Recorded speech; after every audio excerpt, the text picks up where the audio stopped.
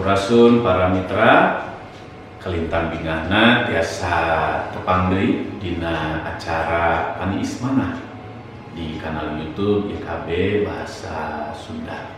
Satacan urang ngabandungan panglenyepan dinten ieu mangga urang nenedak nyumunkeun pitulung Roh Suci. Nun ama anu aya di sawarga kalintang bagjana upami dina dangu ieu abdi tiasa ngalenyepan dawuhan Pangeran. Mugia abdi tiasa ngalarakkeunana dina kahirupan sadidinten kalayan satia. Ieu panuhun paneda panyambat abdi disanggakeun dina hiji nami Gusti Yesus Kristus. Amin.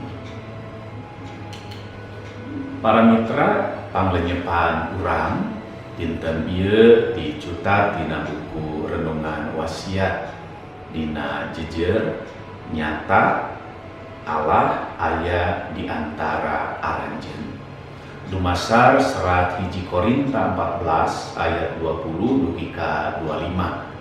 Sarengnas nu janten puseur panglenyepan urang nyaeta ayat anu ka 25 anu unggalna kieu bisa ngalantarankeun manehna nembrakeun eusi hatena ngarendahkeun diri ngabakti ka Allah sarta ngaku sayaktosna Allah aya di aranjeun. Konsep karamahan gareja kaayakeunna atanapi kadiekeun sering janten paguneman pamekaran panglayanan gareja. Konsep ieu nandeskeun pentingna ngawangun suasana anu muka dina ngabagiakeun nu nembe sumping sareng someah dina hirup kumbuh antawis anggota jamaah sangkan ngawujud komunitas jamaah anu silih ngawangun dina kaasih. Paulus dina teks Alkitab dinten ieu cumarios perkawis pentingna ngawangun komunitas jamaah nu someah kasasami supados kehadiran Allah karaos dina kahirupan aranjeunna. Dina waktos eta jamaah Korinta nuju madungdengkeun perkawis ngagunakeun basa roh anu ngabalukarkeun jamaah ieu aya dina bahaya papecah. Paulus nyebutkeun yen hal nu utami sanes basa roh. Nanging kumaha aranjeunna kalayan sagala kurnia roh nu aya tiasa ngawangun hiji komunitas anu ngahadirkeun kaasih Allah di lebetna. Sangka nalika aya jalmi anu teu acan miwanoh Kristus hadir di lebet komunitas aranjeun. Jalmi eta tiasa ngaraos kehadiran Allah ngalangkungan mukana sareng kasomeahan nu aranjeunna silih pintonkeun kasasami. Kumaha upami komunitas pasamuan urang. Mangga urang ngawangun komunitas pasamuan urang janten hiji tempat anu maparin suasana nu haneuteun muka sareng kasomeahan kasasami.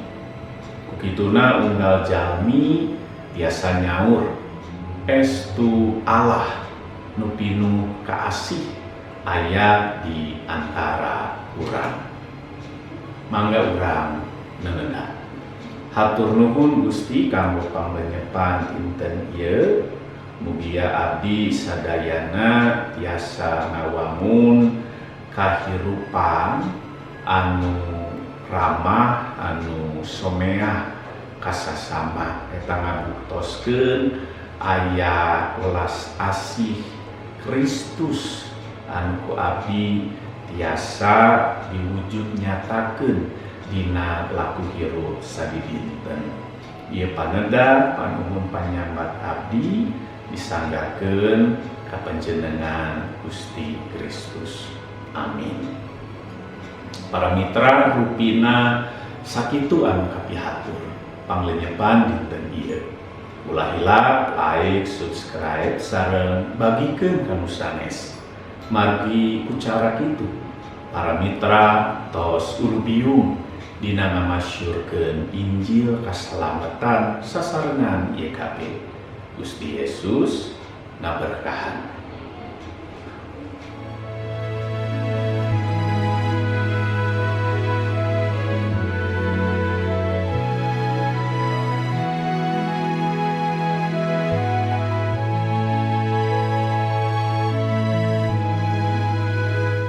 Sahabat, mari dukung pelayanan dan pekabaran Injil melalui YKB dengan membagikan link acara ini kepada sebanyak mungkin orang.